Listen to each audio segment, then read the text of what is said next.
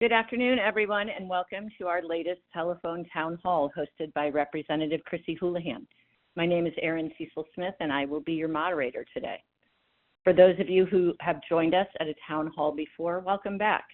And to our first-time guests, welcome. We are very happy to have all of you here with us this afternoon. You may know that today is the 93rd town hall hosted by Representative Houlihan. Today's event is focused on how to avoid scams and fraud online, on the phone, and in the real world.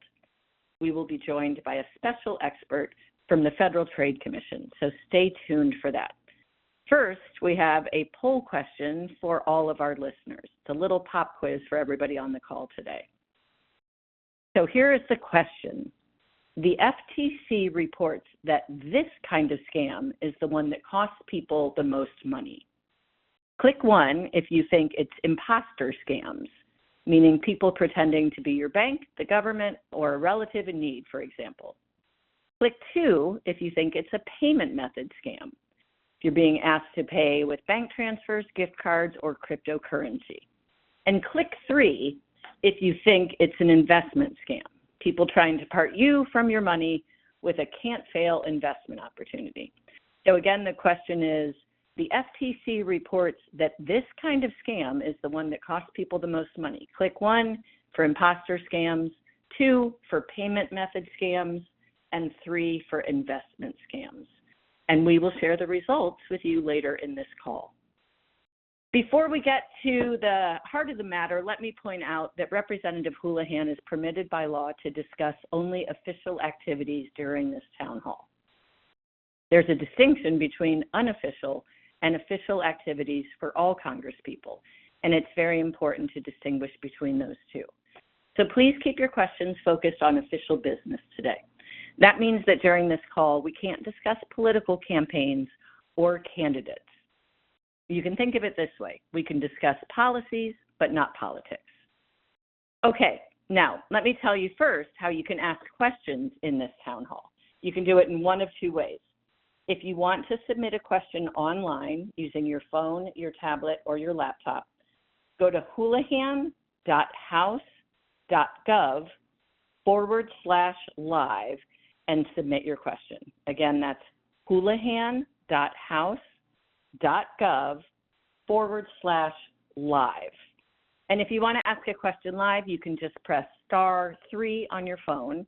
You'll be connected to one of my colleagues in our Westchester, Reading, or Washington, D.C. offices to assist you.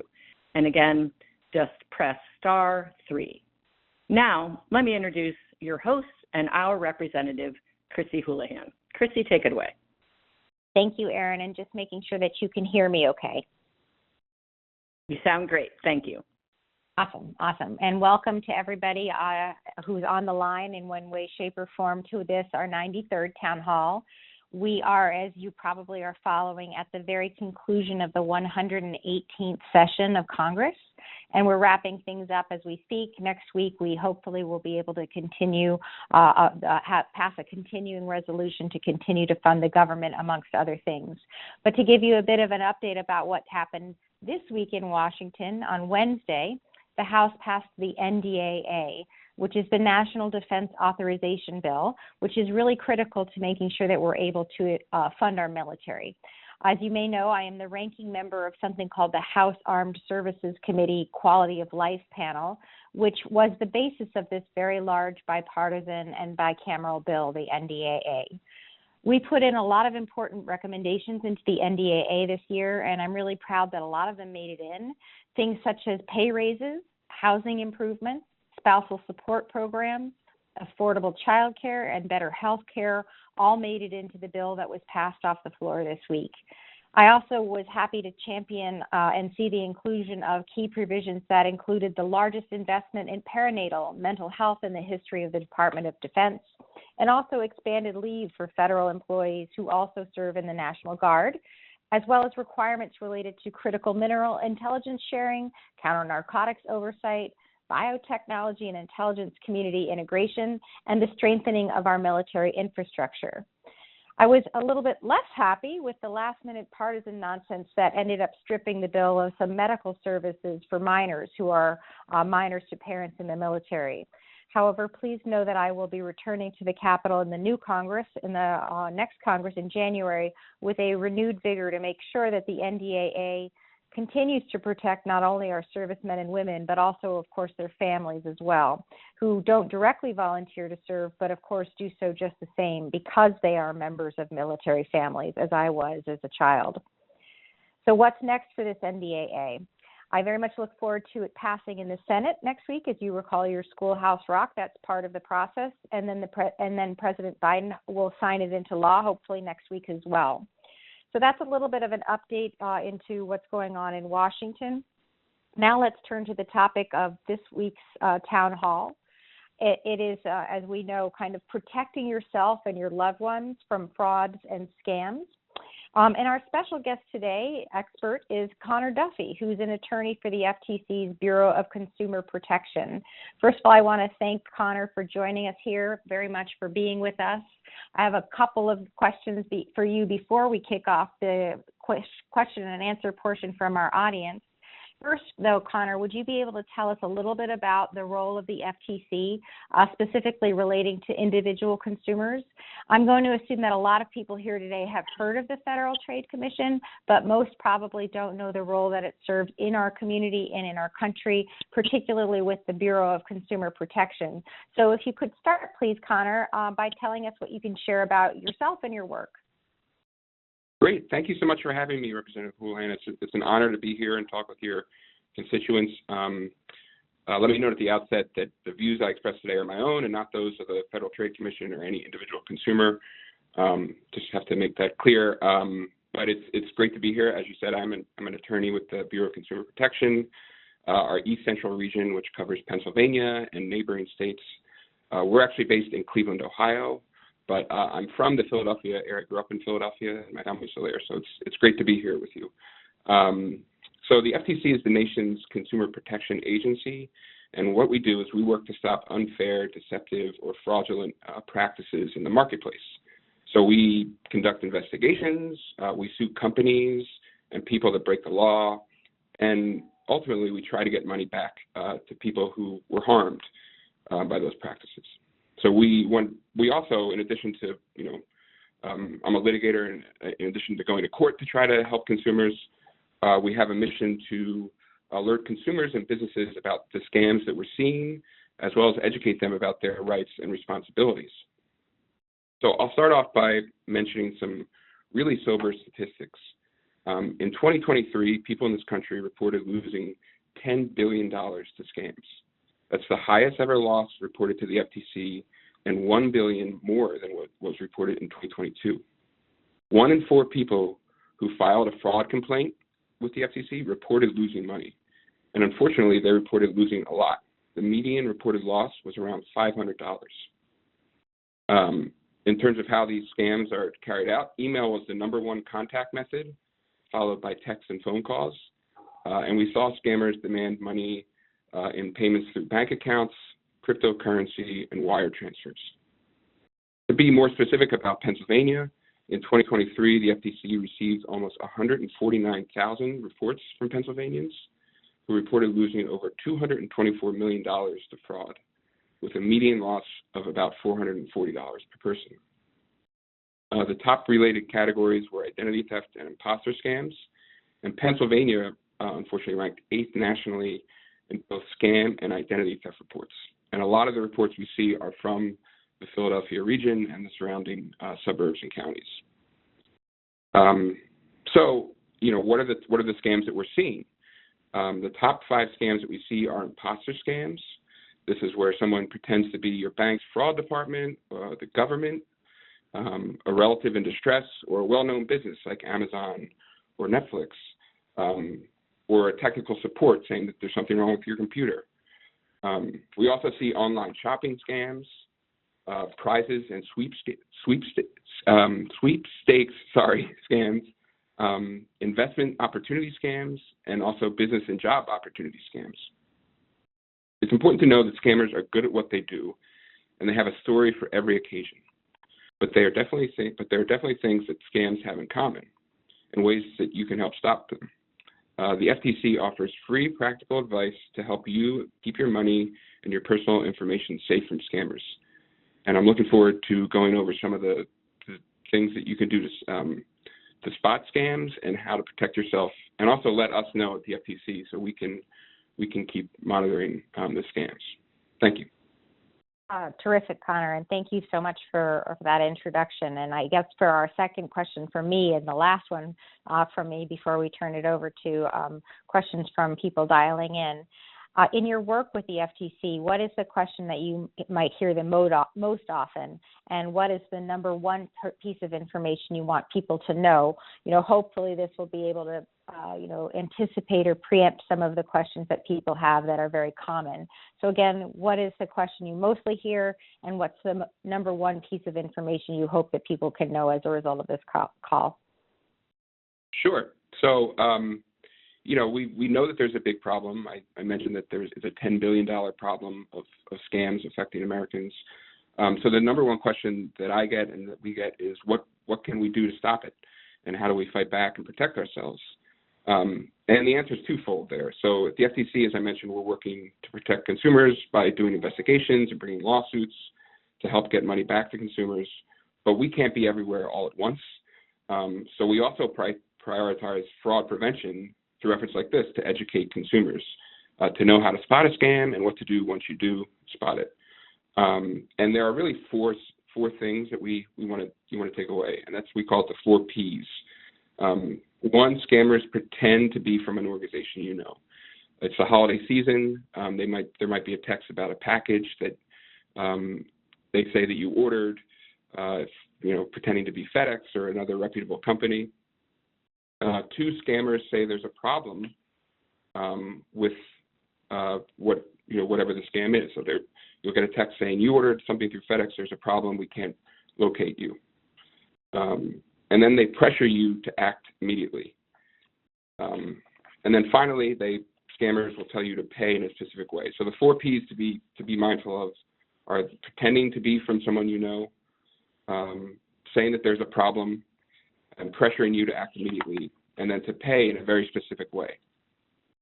And the most important thing that you should do to respond to this is, first of all, to calm down.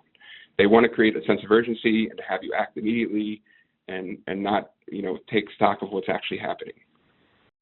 So the, 5 things that you can do to protect yourself, and I'll go into specifics about some of the scams we're seeing around the holidays, which unfortunately are ongoing right now. But you should block unwanted calls or texts, and we can go over how to do that. Don't give out personal or financial information in response to a request that you didn't expect.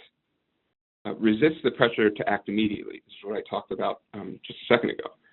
And never pay someone who insists that you can only pay one way. So if they say you have to pay us by cryptocurrency or by a wire transfer or a payment app or through a gift card, never deposit a check or send money back to someone who's demanding a specific type of payment for something that you weren't aware of. And perhaps most importantly, stop and talk to someone you trust. This can be a family member, it can be a coworker. You can, research the company online and talk to somebody about it. But when you slow down the scam, you're doing yourself and your community a service. Thank you. You go ahead. Continue, please, Connor. Oh, I was just going to say, and then we can go through specific scams, but we really want you to pass on this information and report the scam to us. So the only way that we can find out about it is if we receive reports, and you can report to us through reportfraud@ftc.gov. You can call our helpline, which is 1-877-FTC-HELP. And we have, capacity for multiple languages for consumers to call in. And we share those reports. We look for trends at the FTC to see if there's a case that we can bring, but we also share them with over 3,000 law enforcement partners, such as in Pennsylvania, the Pennsylvania Attorney General's office we work very closely with, and also local DAs and police departments will see those reports too. Excellent, and thank you again. And we will go over that information again. I want to emphasize to those of us who are on the line, this happens to everybody. You know, I think probably at least once a day I'll get some sort of notice to my phone that says a package has been delayed and to call somebody, or that some sort of problem with the bill has happened and to hit this link. Those kinds of things are very, very common, and we should make sure that we don't react quickly to them. Back up and think about it before you respond. Maybe go online and find the actual phone number of the organization, not the one that they're giving you or the link that they're giving you. Make sure that you call in, because these things are very, very common. And we are really grateful to have you on the phone, Connor, to answer some of our questions. To remind people who are on the phone, if you want to ask a question, if you're online, you can go to houlihan.house.gov/live and submit your question. If you are on the phone with us and you'd like to ask a question, you can press 3 on your phone and you'll be connected to one of our awesome people in either Chester, Reading, or Washington, D.C. Again, pressing 3 for that. And I want to remind people that this phone call is and town hall is focusing on frauds and scams. If there are other questions related to other things, we most likely will not have the time to get to them, but you can be assured that my team will be taking them down and making sure to get back to you all on those questions as well. Let's go ahead and go to our first question, if that's okay, Erin.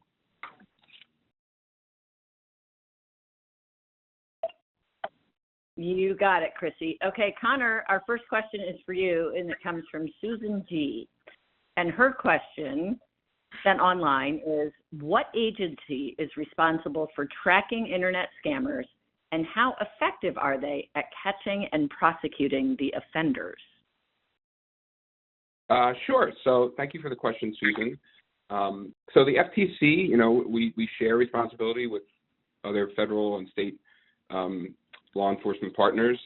And we, you know, I mentioned that you can report any sort of fraud or scam that you're seeing, including frauds that happen over the internet, which we see a lot of, to us. And when we receive that complaint, it goes into something called our Consumer Sentinel database. And these reports are, you know, it's hosted by the FTC, but it's shared by 3,000 law enforcement agencies across the country. In Pennsylvania, we collaborate frequently with the Attorney General's office and other, you know, at the local level too. So, you know, we all see what's happening, and you know, the jurisdiction depends on what the scam is sometimes. You know, if it's something about financial or banking practices, it may be the Consumer Financial Protection Bureau that takes the lead. So it depends on the type of scam, but we all importantly work together and talk to one another and try to address it as best we can.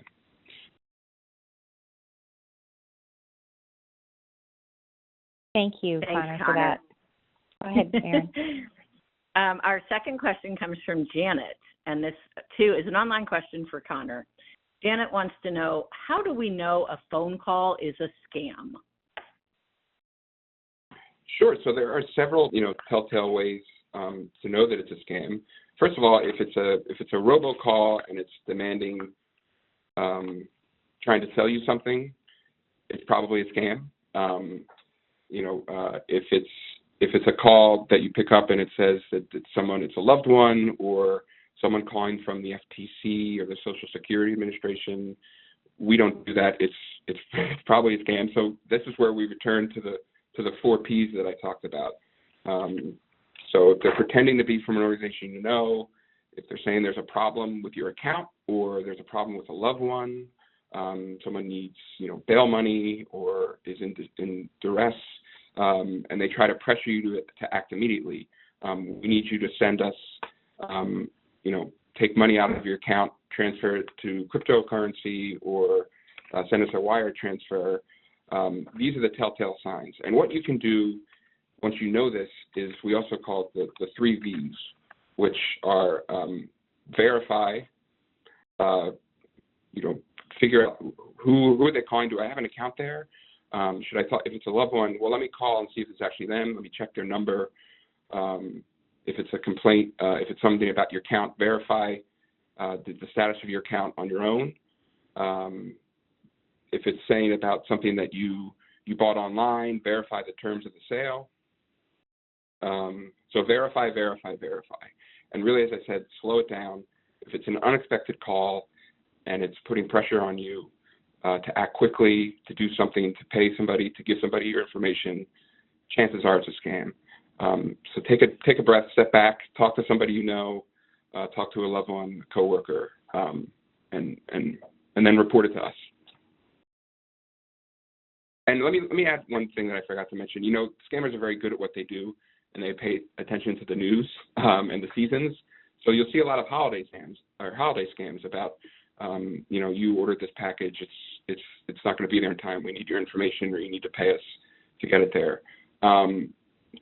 They're also good at spoofing phone numbers to make it appear as if it's, an area code that or even an organization that's calling you. So you can't always trust the caller ID and the area code, because scammers can spoof that.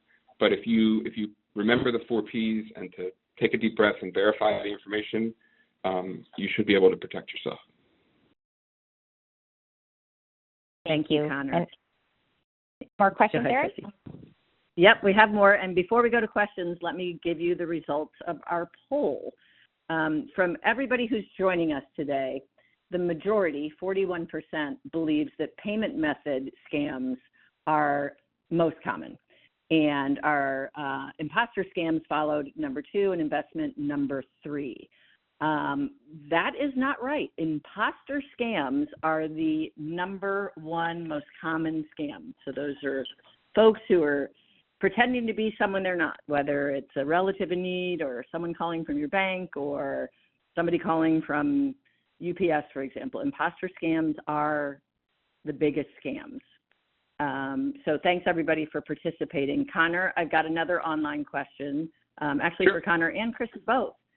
This comes from Bill, and Bill says, I will soon be the chairman of the board of trustees of the National Small Business Association. What is the best advice that the National Small Business Association can provide to its 65,000 members to address the rising fraud and IT threats to their businesses? Connor, I'll go ahead and start, and then I'm certain that you have a great deal to contribute. Thank you for the question. And although obviously this call is focused a lot on the individual and individual scams and cyber threats, there are numerous similar scams and threats that happen to our businesses. And small businesses tend to be some of the most vulnerable, because they tend, as many of the businesses that I've been privileged to operate and run, to be really, really, low resources, right? They don't have the same deep depth of IT department, the same technical expertise perhaps as well. And so as a consequence, also they usually don't have the same sort of depth of capital either. So as a consequence, their exposure to cyber threats of one form or another is pretty deep. And if many businesses end up, unfortunately, going out of business if they're hacked or scammed in some way. And so what I would encourage you to do, Bill, first of all, congratulations on your chairmanship, is to make sure that smaller businesses are taking advantage of many of the federal resources that are available through the Small Business Administration and other opportunities. There are resource centers all over Chester and Berks counties from the Small Business Administration, ones that are focusing on veteran businesses, women businesses, businesses in general. All of these resources offer assistance for our smaller business owners and operators and entrepreneurs. I will also say, specific to this situation, which is not just sort of the general running of a small business, there is a legislation that was that I co-sponsored and that was voted on. I voted for in the 117th Congress. That is about the importance of having a development center for cyber training. One of the biggest ways that people can protect themselves, people or businesses, is to be not the weakest gazelle in the herd. Make sure that you are the one who can take care of yourself and run faster than the weakest one. And so what does that mean? That means making sure that you're exercising good cyber hygiene, and some of the stuff we're talking about for individuals right now is don't click on that link. Same thing for businesses, to train your employees to not click on that link. And those kinds of things in this bill would allow for resources to be able to be focused to small businesses in terms of training people within those small businesses to be more aware, more cyber aware. I will go ahead and turn that over to Connor to see if he has other things to offer for our smaller business owners and operators. That was fabulous advice. I'll add a couple points. Just know that the FTC is here to protect small businesses as well. We're the Consumer Protection Agency, but that's a broad term, and we do protect business consumers and bring cases to step in the shoes of business consumers that were harmed, and try to go after the bad actors. I'll add that we have a lot of the representative mentioned sort of cybersecurity and phishing threats. We have great resources on our website about how to spot phishing scams, and I'd be happy to follow up with Bill to provide those resources or speak to him, and I'm sure others at my agency, if I can't answer the question, will. But know that you should also report, your members should report scams that they're seeing to the FTC as well, because we do bring cases to protect business consumers.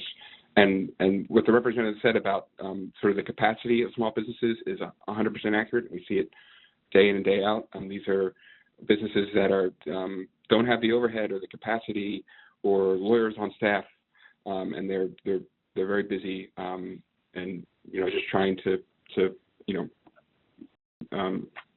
be a business in the economy, and we want to be there to help them.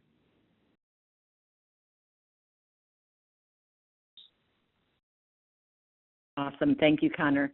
Hey, Connor, would you please give everyone the website address for the FTC? It is so full of useful information. And if you could repeat that, that would be great. Sure. So our main web address is ftc.gov. To report a complaint of fraud or a scam, whether you're a consumer or a small business owner, you can go to reportfraud.ftc.gov. For information on scams that we're seeing, and we put out a lot of helpful resources to educate the public, you can go to consumer.ftc.gov. Or if you want to call and talk to somebody, you can call 1-877-FTC-HELP, H-E-L-P. And our phone lines are open between 9 and 5, and we, as I said, we have several language capacity. I think we're up over a dozen now. And you can, report in Spanish and other languages as well. That is awesome. Thank you. You actually just answered the next online question, which is, how do you report?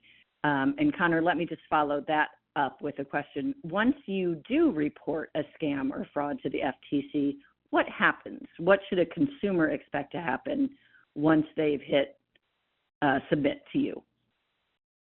So, reporting is very important because it's, as I said, we can't be everywhere, and we have investigators, but we're a small agency, so we really rely on the public to tell us what's happening. So once you do report, it'll go into our database, and we look for trends among scams. I would say if you are reporting, give us all the facts that you can remember or that you have. If there are screenshots, there's a way to provide those too. And we look at it and we use it to bring cases. Impersonation scams are the biggest scam that we see, and imposter scams, there were 2.7, that's out of the 10 billion, 2.7 billion of that was lost from imposter scams. And we have a new rule at the agency, impersonation rule, which makes our job easier to go after those scams. And we filed our first case this year under that rule. And this was somebody, the defendants we allege were pretending to be from the Department of Education and telling student loan borrowers that they could help them with their student loan debt, by providing money to the defendants, when it turns out that was not true. we allege. So, we do bring cases, as I said, and we look for trends among the data. But it's also important that you're not just reporting to the FTC. So it's going into our database, but we share that information with our federal, state, and local partners. And it may be an issue that we can't take on, but for instance, the Pennsylvania Attorney General's Office has a consumer mediation component, and they may be able to mediate the complaint between the consumer and the business or whatever the complaint is about. So it's really important to report it for several reasons, but also because another agency or state or local partner may be able to do something about it too. I hope that Thank answers you, the question. Connor. Yeah, that was great. We're at the halfway mark, everybody. This is Erin again. I just want to remind you how you submit a question. You can go online to houlihan.house.gov/live. And if you would like to ask a question live, you can just press *3 on your phone, and that will connect you to one of our offices, and we'll take your question from there. I did want to add that if you'd like to subscribe to the newsletter, you can do that super easily. Press *6. You'll be asked for your email address, and we'll add you to our newsletter distribution list. And we frequently cover topics like this and other really helpful information. So please hit *6 to be added to our newsletter list. Connor, we're going to take you to a live question now. And we have Jerry calling in from Exton. He wants to talk about how to block continuous phishing or other emails. Jerry, would you go ahead and let Jerry ask his question? Yes, thank you. When I get emails that I want to block, obviously I scroll down and I click on block. However, they continue to pop up. So my question is, how are we controlling those options? Thank you. Thanks for the question, Jerry. It's difficult, and I see it all the time in my own personal email where you think you block something and then it keeps coming back. You're doing the right thing by unsubscribing. I would say if it looks, the thing about phishing emails, you have to be careful not to click any of the links in the emails because that may install malware on your computer, or the email would be able to obtain information from your computer that you don't want to, out there. So you're doing the right thing by blocking it through the email application app or unsubscribing, but I just be very careful about clicking any link in the email. You should not do that, and be alert that way. But you're right. It's hard to the scammers are creative and they'll find new ways to reach you, unfortunately. Yeah, I'm annoyed by them too, and I like I said, I get a few a day, and I do the same thing that Jerry does, and hope that at some point I will solve the problem. But you're right, it's pernicious, and it is something that I don't know that we have a way of getting rid of completely. Let's go to the next question.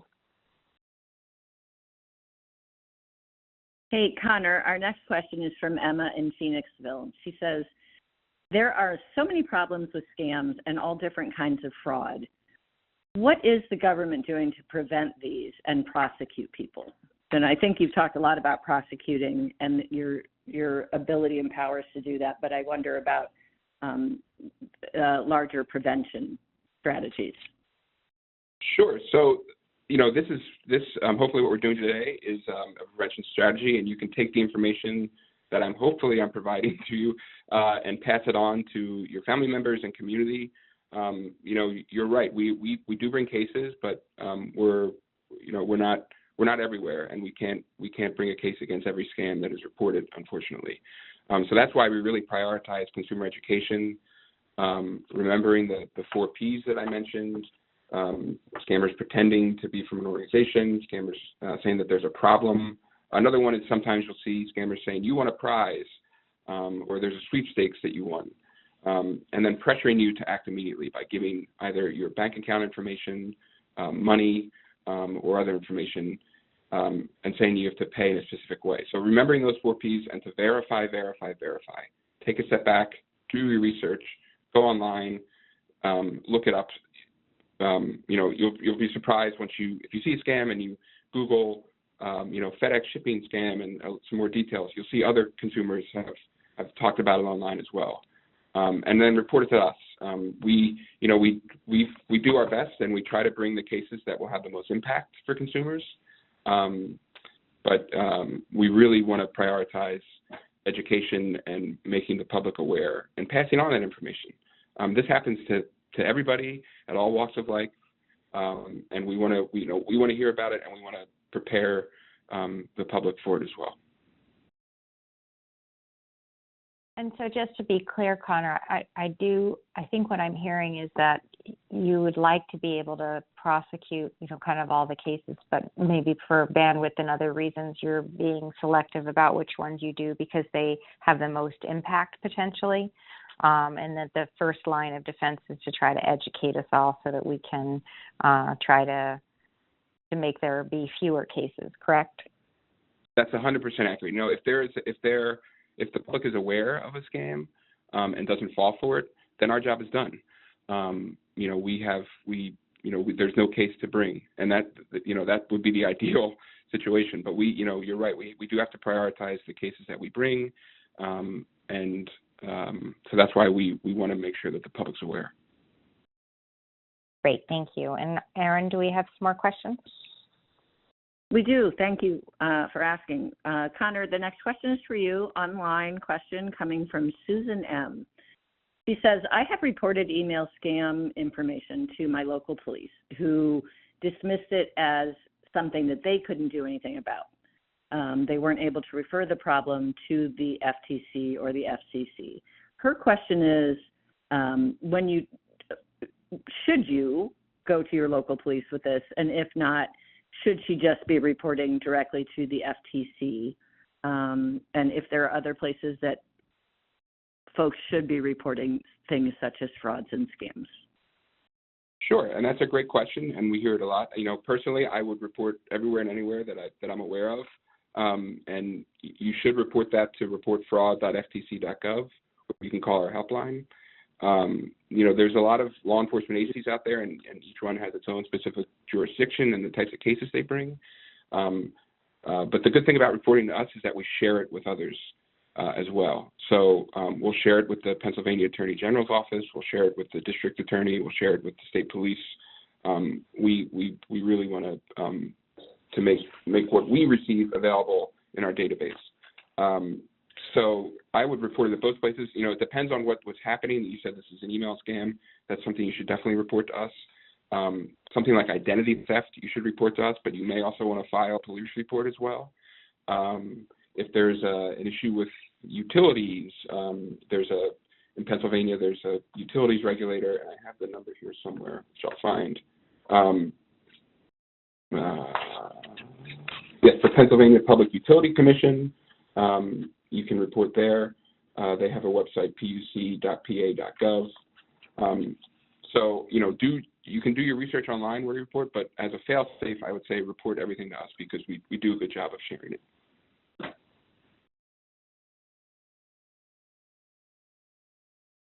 We have another question. Go ahead. Thanks, Betsy. Sorry.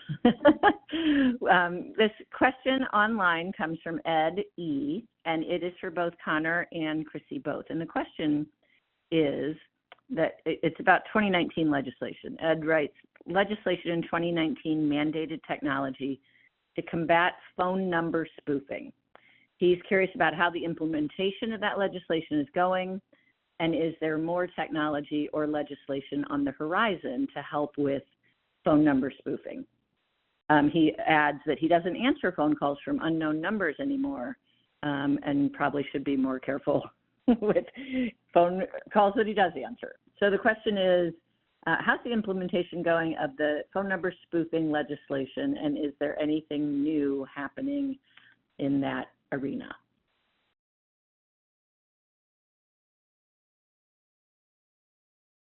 Connor, do you have something to contribute to that before Sure, I speak a little bit? Go ahead.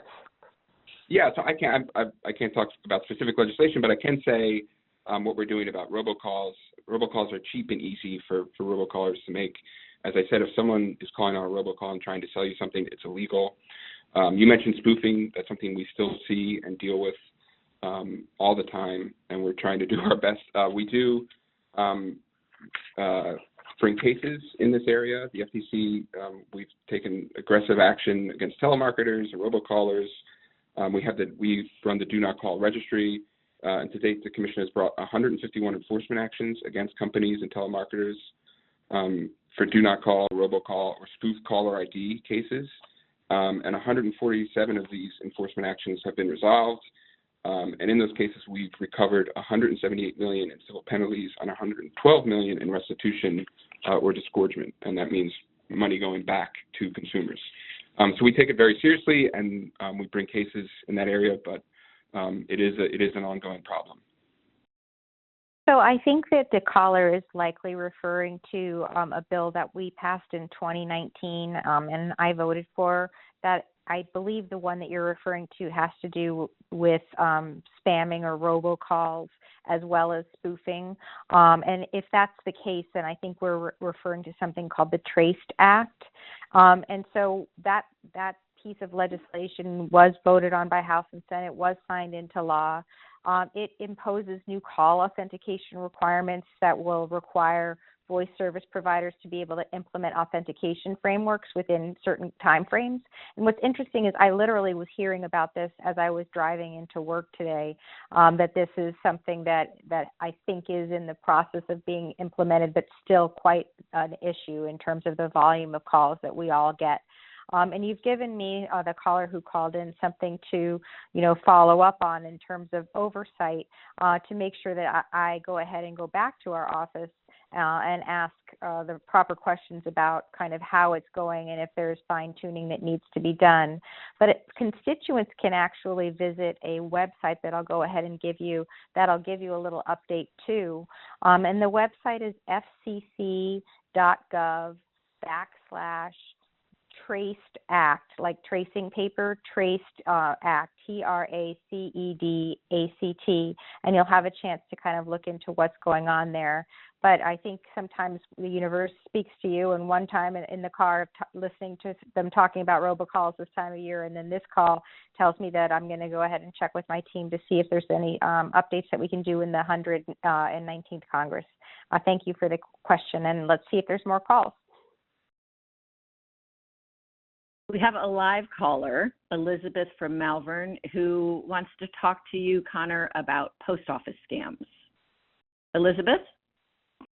Hi, thank you for taking my call. I was just the victim of a text scam from, quote-unquote, the United States Postal Service, so I was quite concerned and opened it and started to fill things in, and I said, well, this is weird.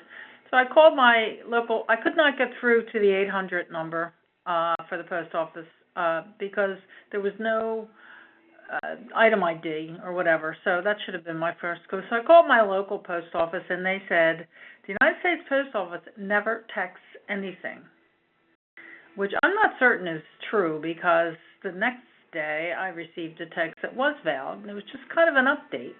I have the Inform Mail service where I get an email every day, which is very helpful. Tells you what's coming in your mail, packages, letters, etc. But I guess my concern overall is how many of the reported or investigated issues with scams, spams, whatever, are being generated here in the United States versus, outside the United States. It's pretty scary. I suspect, there's a lot of foreigners out there in, computer farms, whatever, just spinning, emails and, texts, et cetera. So can you help me understand, is it more U.S. based or it's just coming from wherever? Sure, and you're right. It is scary. We do see a lot of these scams originating overseas.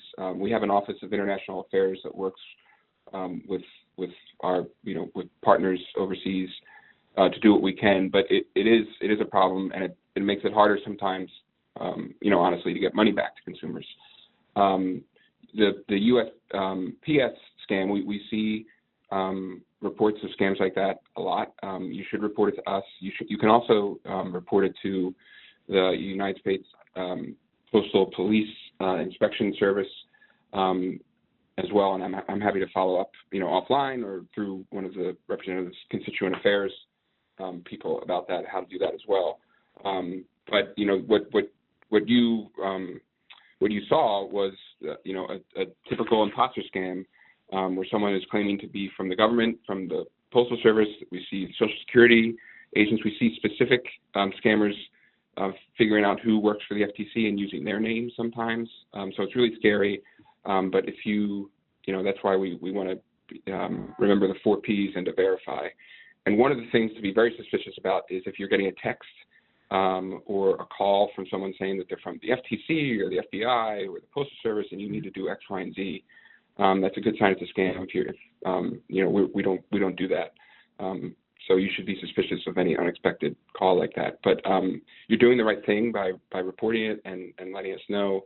And you're right. It is difficult because a lot of these originate overseas.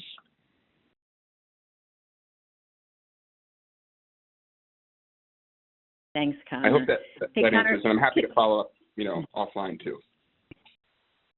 Connor, can you remind us what the 4 Ps stand for?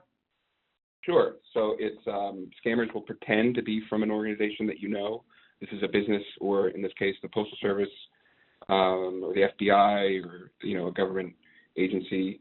They'll say there's a problem with your account, or your bank account has been accessed by someone that shouldn't access it, and you need to move your money to this other account to secure it. Don't do that.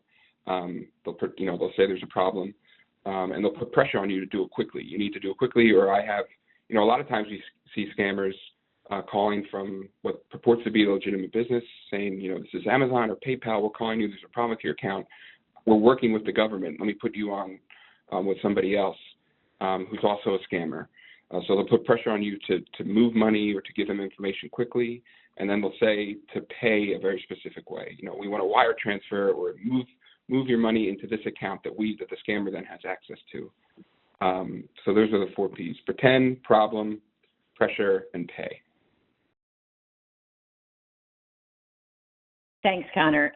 Hey, we have another live call. This one's coming from Edith in Westchester. She looks like she was the victim of an imposter scam, and she has some questions about credit monitoring and keeping her info off the dark web. Edith, go ahead. Hi. Thank you.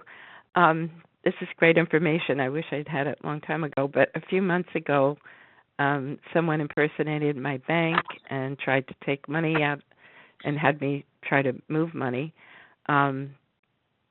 Luckily, I caught it before any money was actually stolen, but I did have to change all my credit and banking information, and I did report it to the FTC. And I froze my credit with the 3 credit bureaus. But after I did that, I started getting all kinds of offers for loans and monitoring and everything. My bank is monitoring, and I did pay for 1 credit bureau to monitor my credit and so on. But they're also asking me to pay to remove my information from the dark web. And I don't know if that's something that's worth doing. Like, does it not just come back on the dark web, or is that a real service? Thank you. I'm sorry to hear that, but you're doing all the right things. The advice that we give is to check your annual credit report. So everybody gets access to 1 free credit report per year under law, and to do that, you can go to annualcreditreport.com. You mentioned freezing your credit accounts. That's advice that we recommend. The 3 credit bureaus, you can contact Equifax, Experian, and TransUnion to freeze your reports. You can also set a fraud alert or extended fraud alert on your reports. And I have a website that I'm happy to share, but it's a long address on that. But you mentioned the dark web, and this is something that I'm personally not familiar with, but I have sort of heard that. I just be verify is what I said. Think about. I can't tell you whether or not to buy that service or not. I do know that some email services and other accounts have free monitoring of the dark web. I know that I think Google has that for your email information there. But happy to look into it and get back to you about what we would recommend. Thanks, Connor. We've got another online question for you, Connor. This one comes from Connie M., and she tells us that her identity has been stolen. She was notified of this by the IRS, letting her know about her Social Security number. And she learned shortly thereafter there were 11 accounts opened in her name using her information. And she's wondering how someone was able to open those accounts successfully, and if that kind of activity will ever end. Thank you, Susan, for the question. So my first piece of advice would be to go to identitytheft.gov. This is an FTC website that we run that has very helpful resources on what to do if your identity's been stolen, what steps to take in what order, and how to close accounts that have been opened, and put alerts on your accounts. The advice that what I just mentioned about freezing your credit reports, that's something you should definitely do if your identity's been stolen. This will make it harder to open up new accounts. So if you identitytheft.gov is the resource there, and the steps that it'll help you take is to call the companies where the fraud occurred, place a fraud alert on your credit reports, report identity theft to us so that we can see it. You may also want to report it to the local police department. They may be interested in it, and point you to resources on how to close the bogus accounts and remove the charges from your accounts, and how to correct credit reports as well. And there's really detailed advice one by one in what order to do it on identitytheft.gov. So you should go there and look at those resources. And there's other steps you may be able to take about reporting a misused Social Security number, replacing government IDs, and other scenarios. In terms of will it ever stop? The goal of our website there is to arm yourself with the steps to take to do everything you can to have it stop, and go from there. Unfortunately, identity theft is a scourge, and it's a real problem, and it's one of the areas that we talked about where there's capacity reasons why it's hard to go after each one, but if we inform ourselves and protect ourselves and then share that information, hopefully that'll help address the issue. And I'm sorry for your specific situation. Thanks, Connor. One more question for you coming from Joseph T. He's wondering if you could please repeat how to report to the FTC. So your website address, the phone number people should use, and any email address if you prefer that way. So if you could tell people again how to report to the FTC. Sure, it's reportfraud.ftc.gov, 1-877 FTC HELP, 1-877 FTC help. That's to talk to somebody from 9 to 5 in several languages. You should also follow our website and access that from time to time. That's consumer.ftc.gov.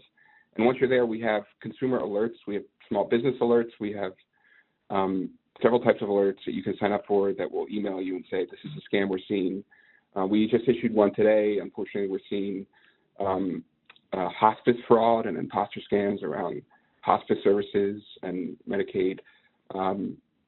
So we try to keep the public as informed as we can and share what we're seeing. But that's reportfraud.ftc.gov. Thank you, Connor. And for everyone who RSVP'd and attends the town hall, we send out an email afterwards, and we'll make sure that we have all of the super information that you have provided, particularly the contact information, in that email. So if you didn't have a chance to write it down, we will send it out to you in the next few days. Connor, we have a question for Chrissy unrelated to the main topic. Chrissy, Emily S. is asking you if you could please comment on the drones that have been sighted flying over the tri-state area. She said that she had called our DC office and left a message, and so she's curious about your thoughts. Of course, and you're not the only one who's interested and curious. There's been a lot in the news recently about suspicious drone sightings in kind of the New York, New Jersey, and Pennsylvania area. And so we have actually put together a statement that you're welcome to find on our houlihan.house.gov website, and it's under, I believe it's under press.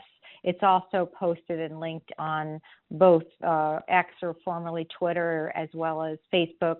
But, you know, the long and the short of it is that there have been some unusual sightings of unidentified objects that people believe to be drones, and there has been speculation that these are somehow malicious in their intent.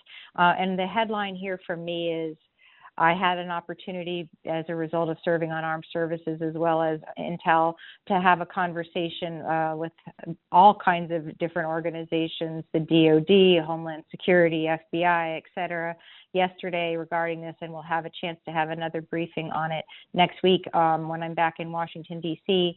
But the top line is these sightings are not threatening. They have not violated any federal laws. They do not appear, frankly, to be drones. Hundreds of those sightings have been identified subsequently as being manned aircraft, such as Cessna or aircraft that are flying with commercial and with regular people in them, large aircraft. In response to those sightings, there has been something called temporary flight restrictions that have been imposed in different areas, such as nearby bases or other vulnerable infrastructure, so that it is now a violation if anybody violates that airspace, and so that they can be more protected if in fact it is anything of any real consequence. But importantly, this is not a terrorist actor. This is not any foreign actor. There is no mothership. This is not aliens. And I believe that we still should, of course, be vigilant. And of course, if you see something, say something, and I'll give a hotline for you in case you see something. But we should know that all of the forces that we can muster have been mustered for all the different organizations, both federally, state, and local, to make sure that these sightings are nothing other than just that, sightings. I was really surprised by the call that I was on yesterday to hear from all of these different agencies that not a single one of these sightings has been validated or verified as a drone by the technologies that we have to validate those sorts of things. So people are seeing things and they're saying that it's a drone, but the DOD, the FBI, and the Homeland Security groups have not yet said that they indeed are a phenomenon of drones of any sort. And they are, at this point, not aware of any outside state threat or any terrorist threat that would be related to something like this. So again, my full statement is on our website. You can also check it on Facebook and on X as well. Thank you for your concern. The phone number, if you do believe you're seeing something, is 1-800-CALL-FBI. So that's pretty easy to remember, 1-800-CALL-FBI. There's an online one, which is tips.fbi.gov. And so I appreciate everybody's concern, and I will continue to monitor this. Interestingly enough, I have been aware of this as being an issue of concern, incursion of drones for malicious purposes since quite some time ago, and have some legislation that I introduced and have been trying to get the current Speaker of the House to pass. And so you can also encourage the Speaker of the House to pass that legislation, which would allow for better coordination and communication amongst the agencies.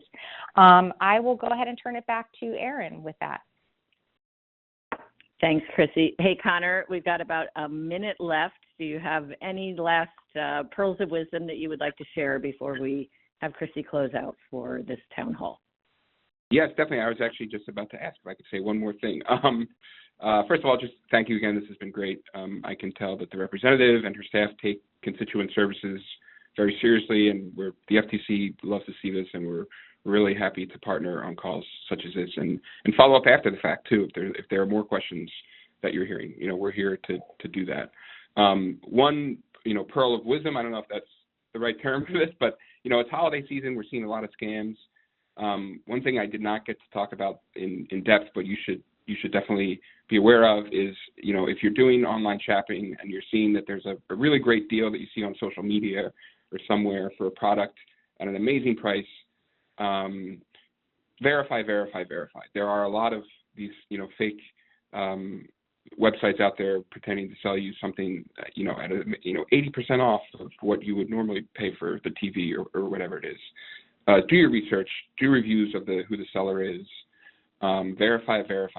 Look at what the product normally costs, because sometimes, unfortunately, people will think they have a great deal, pay money for something, and then either not receive what the seller promised or not receive anything at all. And the one piece of advice that I would say, if you're doing holiday shopping, if you have a credit card, pay by credit card, because that will give you more protections to get your money back. You can file a dispute with the credit card company about the seller if you don't receive something. So, pay by credit card. And if it's not legitimate, file a dispute with your credit card company. Thank you, Connor. Chrissy, back to you to wrap it up. Awesome, and really great advice, particularly at the end with the using your credit card. I actually did that very recently and had to call my credit card to dispute something. And I really want to thank you all again, Connor in particular, for joining us today, and to my entire team who helps with all of the callers that we have for these town halls. It's a really good way to be able to hear from you all, members of the community, and also to be able to really drill down on one particular issue. We hold a town hall of one form or another every 3 weeks or so on average. The next one is a big one. It will be the annual State of the Sixth Town Hall, which is in person, and we will be announcing the public details of that very, very soon. Once again, thank you, Connor, for your information and advice. Grateful to the work of you guys at the FTC and the Bureau of Consumer Protections and the time that you took with us today on this Friday. Really great conversation, lots and lots of great questions. It's really a privilege to be able to serve our community in this way. If you have ideas of other topics that we can cover, let us know. Until I have the opportunity to see you guys in our community, please take care of each other and be well. And again, happy holidays to all of you.